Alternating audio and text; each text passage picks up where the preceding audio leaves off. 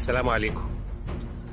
وسط الأحلام والأمنيات أيام قليلة بتفصلنا عن بداية ماراثون وبداية انطلاق قطار الدوري الجديد، الدوري المصري، الدوري الشرس، دوري النجوم، دوري الصفقات، ودوري الكبار.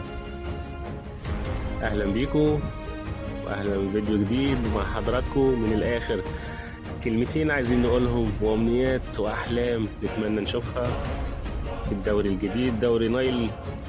كل جمهور الكرة المصرية متشوق نشوف اللعيبة النجوم وافضل سكواد في كل الفرق المصرية. كل الاندية استعدت باقصى طاقة، كل الاندية صرفت، كل الاندية عندها الظروف متاحة والامكانيات وتكوين أفضل اسكواد ومنافسة قوية وشرسة في الدوري الاستثنائي.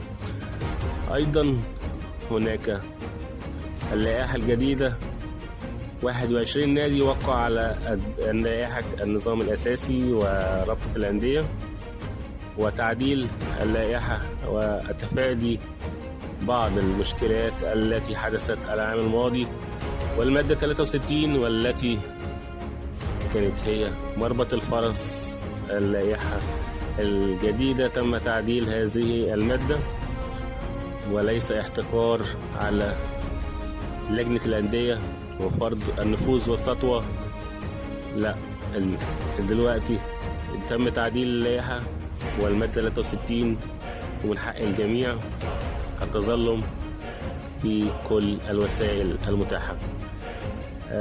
هناك أيضا استعدادات قوية هنا وهناك كل الأندية المصرية من أجل تقديم مستوى جديد ورائع ومميز في الدوري الجديد.